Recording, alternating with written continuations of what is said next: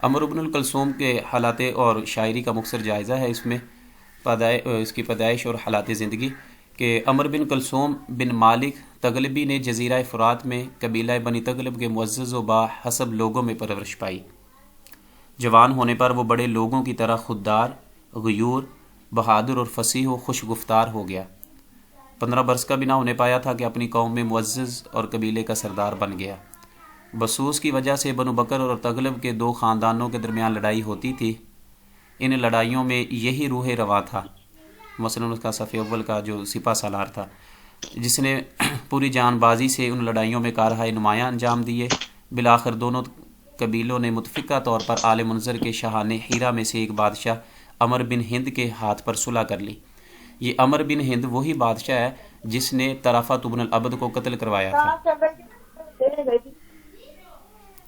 کہ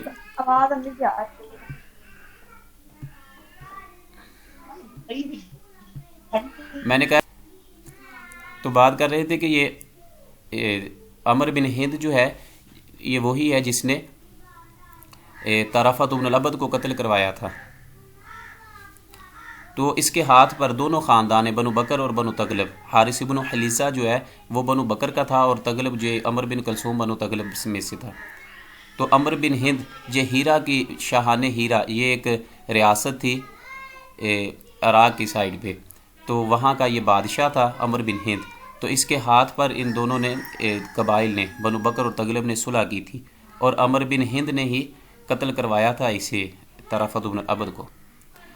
کہ مگر یہ صلح کچھ زیادہ مدت تک باقی نہ رہی اور جلد ہی ان کے سرداروں میں پھوٹ پڑ گئی، ان کی رگ حمیت پھڑکنے لگی، حتیٰ کہ انہوں نے عمر بن ہند کے دربار میں ہی جھگڑا شروع کر دیا۔ قبیلہ بکر کا مشہور شاعر حارث بن حلیزہ کھڑا ہوا۔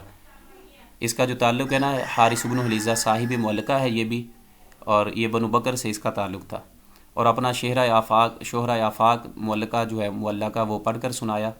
جس کی وجہ سے بادشاہ کی نظر عنایت اس قوم کی طرف ہو گئی۔ حالانکہ پہلے وہ تغلبیوں کا طرفدار تھا۔ اس پر عمر بن کلثوم بادشاہ سے ناراض ہو کر وہاں سے چلا گیا، اور اس کے بعد ایک دفعہ کا واقعہ ہے کہ بادشاہ نے اپنے خاص درباریوں سے پوچھا کہ عرب میں کوئی ایسا شخص تم بتا سکتے ہو کہ جس کی ماں میری خدمت کرنا ذلت و عار سمجھے؟ انہوں نے جواب دیا کہ عمر بن کلثوم کی ماں لیلا کے سوا ہمیں کوئی ایسی عورت نظر نہیں آتی،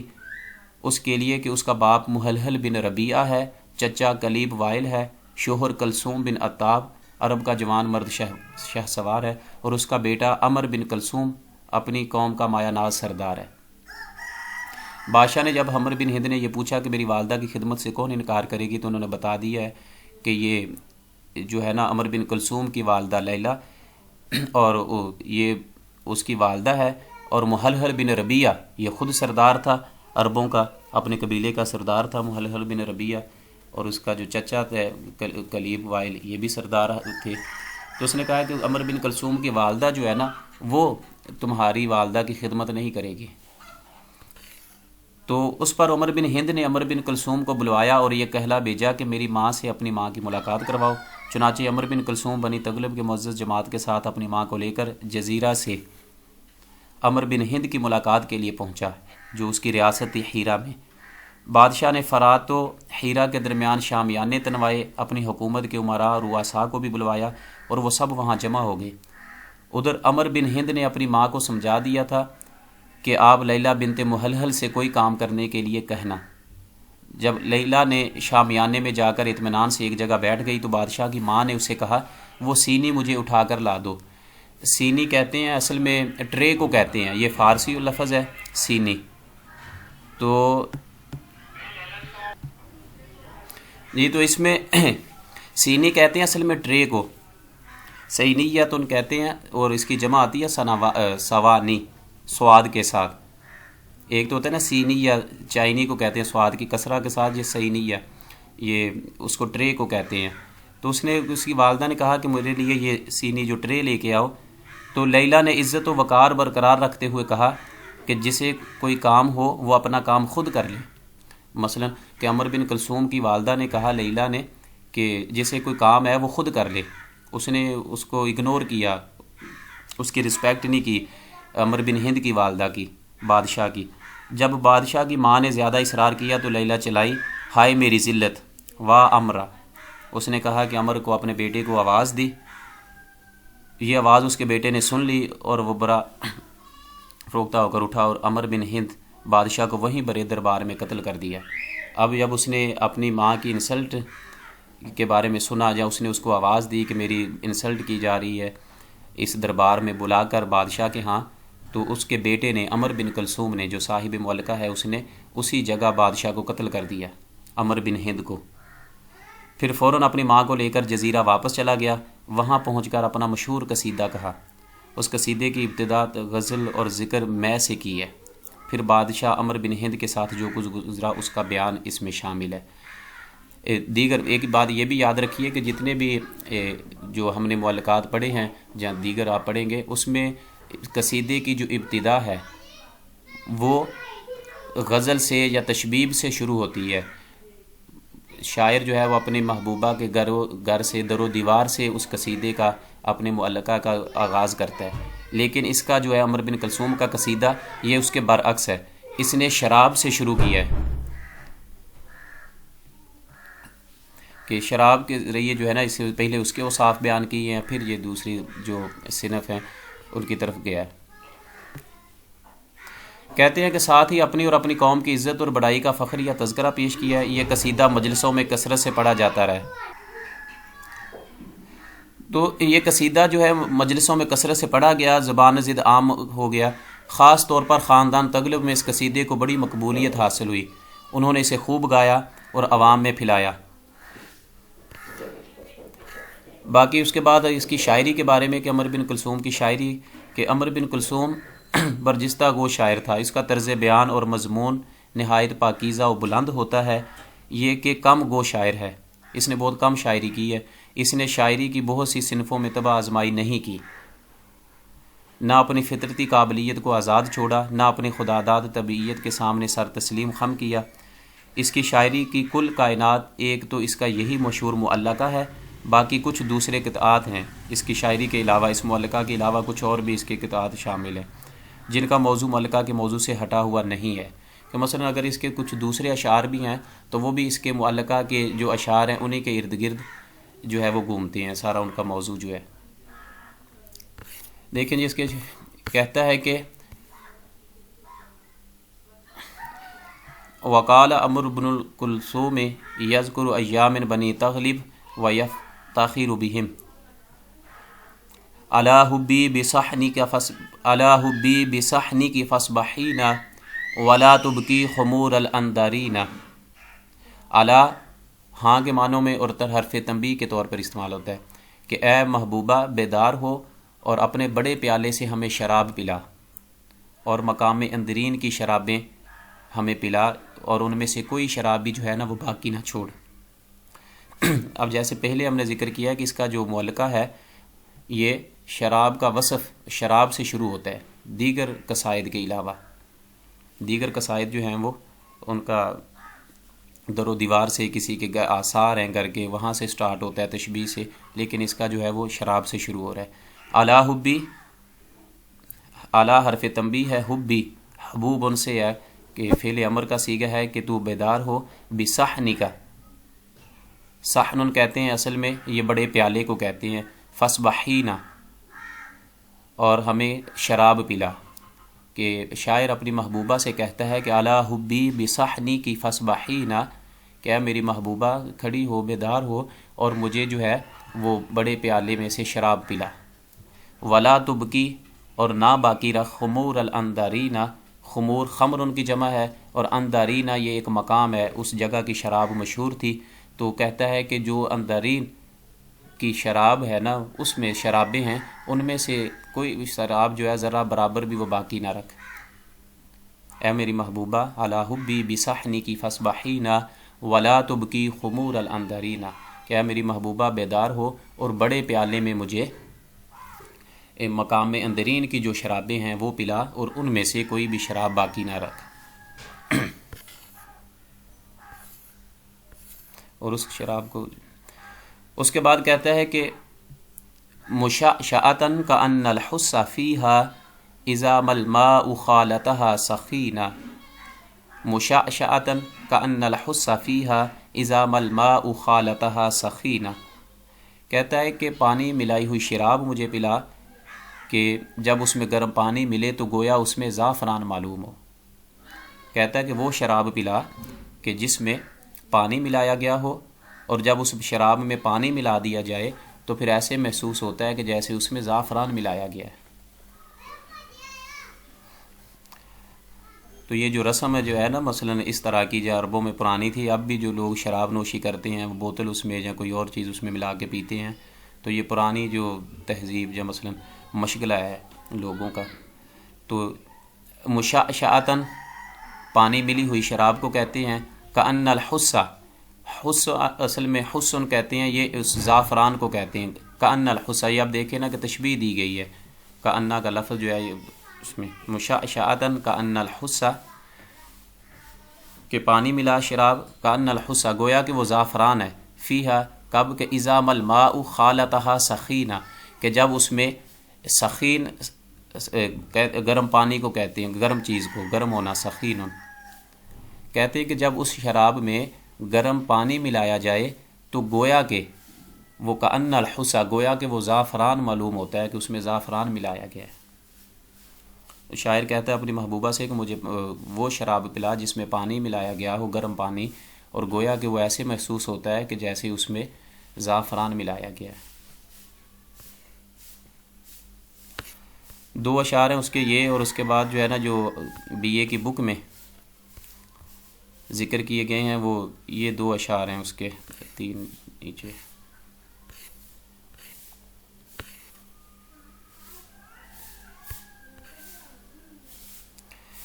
یہ بھی اس کے معلقے کے معلقہ جو ہے اس کے اشعار ہیں، بک میں تقریباً 4 سے ذکر کی ہے انہوں نے، کہ ورثنا المجد قد علمت معدن، یہ علمتا ہے اس لیکن اس کو قد علمت معدن، ورثنا المجد قد علمت معدن نطائن دونه حتى يبجنا۔ ورثنا المجد، شاعر کہتا ہے کہ ہم بزرگی کے وارث ہوئے ہیں، ہم اپنے باپ دادا سے ہی بزرگی حاصل کی ہے، وراثت میں ہمیں بزرگی ملی ہے، ہم سردار ہیں اپنے قبیلے کے۔ ورثنا المجد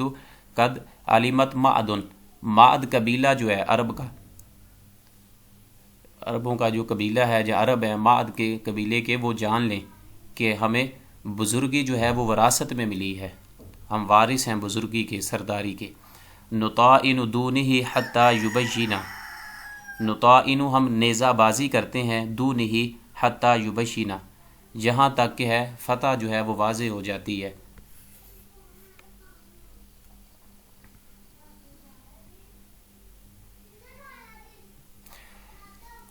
کہتا ہے کہ ہم لوگوں پر جو نیزہ بازی کرتے ہیں حتیٰ کہ یہاں تک کہ ہماری شرافت جو ہے، جو مجد ہے، وہ واضح ہو جاتی ہے۔ اس کے بعد کہتا ہے کہ نطائن ما تراخ الناس عنا وندرب بالسیوف اذا غشینا، نطائن ہم نیزہ بازی کرتے ہیں، ما تراخ الناس عنا، تراخی سے کہتے ہیں جب دوری کو، دو چیزوں کے درمیان جو فاصلہ ہوتا ہے اسے کہتے ہیں کہ نطائن ہم نیزہ بازی کرتے ہیں، ما تراخ الناس عنا، جب لوگ ہم سے دور ہوتے ہیں، فاصلے پہ ہوتے ہیں تو ہم نیزہ بازی کرتے ہیں، یا تیر اندازی، ایک جگہ نیزے کے معنوں میں آتا ہے، ایک دوسرے میں تیر اندازی، کہ جب لوگ ہم سے فاصلے پہ ہوتے ہیں، جہاں فوجیں دور ہوتی ہیں ہم سے تو ہم دور سے ان پر تیر اندازی کرتے ہیں۔ وَنَضْرِبُ بِالسُّيُوفِ إِذَا غَشِينَا، وَنَضْرِبُ بِالسُّيُوفِ اور ہم تلواروں کے ذریعے انہیں قتل کرتے ہیں، إِذَا غَشِينَا جب وہ ہمیں ڈانپ لیتے ہیں، جب ہم محاصرے میں آ جاتے ہیں۔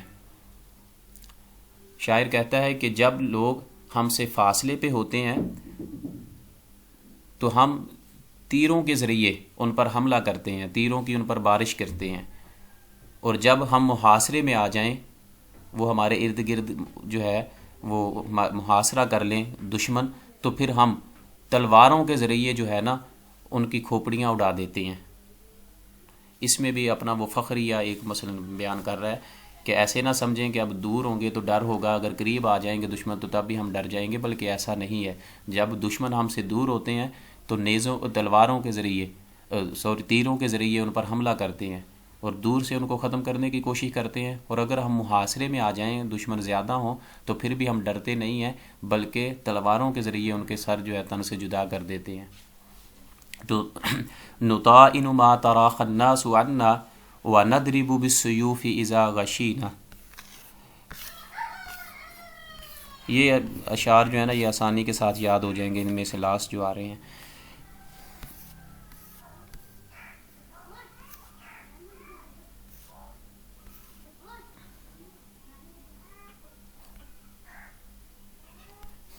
کہتا ہے کہ الا لا يعلم الاقوام انا تدعنا وانا قد ونبینا، الا لا يعلم الاقوام انا، خبردار کوئی قوم یہ نہ سمجھے، لا يعلم الاقوام انا، خبردار کہتا ہے کہ کوئی قوم یہ نہ سمجھے کہ انا تدعنا، کہ ہم کمزور ہو گئے، ڈگمگا گئے ہیں، وانا قد ونبینا، اور ہم سست پڑ گئے ہیں۔ کہتا ہے کہ عمر بن کلثوم کہتا ہے کہ الا لا يعلم الاقوام انا، کہ کوئی قوم یہ مت سمجھے کہ ہم ڈگمگا گئے ہیں اور ہم سست پڑ چکے ہیں، بلکہ ایسا ہرگز نہیں ہے۔ ہم جنگی چالوں کو سمجھنے والے ہیں، ہم جنگی چالوں کے ماہر ہیں، اور ہم جنگی چال چلنا اچھے طریقے سے سمجھتے ہیں۔ کوئی قوم ہمیں یہ اس کے بعد کہتا ہے کہ الا لا يجهلن احد علينا فنجهل فوق جهل الجاهلین،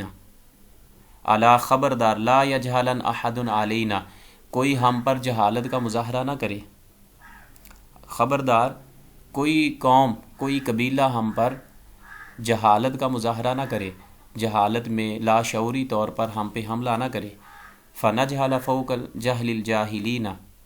اگر کوئی ہم پر جہالت کا مظاہرہ کرے گا، لاشعوری میں جہالت میں آ کر ہم پر حملہ کرے گا، تو یاد رکھو فوق جہل الجاہلین، تو ہم پھر جہالت سے بڑھ کر، کہتے جاہلوں سے بڑھ کر جہالت کا مظاہرہ کر بیٹھیں گے۔ الا لا يجهلن احد علينا فنجهل فوق جهل الجاهلین، کہ کوئی قوم ہم پر جہالت کا مظاہرہ نہ کرے، ورنہ ہم جو ہے ہم جاہلوں سے بڑھ کر جہالت کا مظاہرہ کریں گے۔ تو یہ جاہلیہ نہیں ہے، بلکہ اس کو میں نے آگے لکھ دیا، یہ جاہلین ہے لفظ، قافیہ پھر درست نہیں آ رہا، یہ جاہلین ہے۔ اس کے بعد آخر میں کہتا ہے کہ اذا بلغ الفطام لنا صبی تخر له الجبائر ساجدین، اذا بلغ الفطام لنا صبی، کہ جب کوئی بچہ دودھ چھڑائی کی عمر کو پہنچتا ہے، مثلا 2 سال کی عمر کو جب پہنچتا ہے کوئی بھی بچہ ہمارے قبیلے کا، تخر له الجبائر ساجدین، تو جتنے بھی بڑے بڑے سرکش سردار ہیں، بادشاہ ہیں، وہ اس کے سامنے سجدہ کرتے ہیں۔ یا یہ کہہ لیں کہ ہمارا، دوسرے لفظوں میں، کہ ہمارا دودھ پیتا بچہ جو ہے وہ بھی قبیلے کا سردار ہوتا ہے، اور دیگر قبیلوں کے سردار جو سلاطین ہیں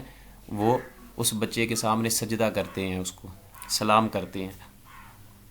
اذا بلغ الفطام لنا صبی، فطام کہتے ہیں دودھ چڑھائی کے وقت کو جب پہنچتا ہے، اذا بلغ الفطام لنا صبی، صبی بچے کو کہتے ہیں کہ جب ہمارا کوئی بچہ دودھ چڑھائی کی عمر کو پہنچتا ہے، تخر له الجبائر ساجدین، تو پھر بڑے بڑے سرکش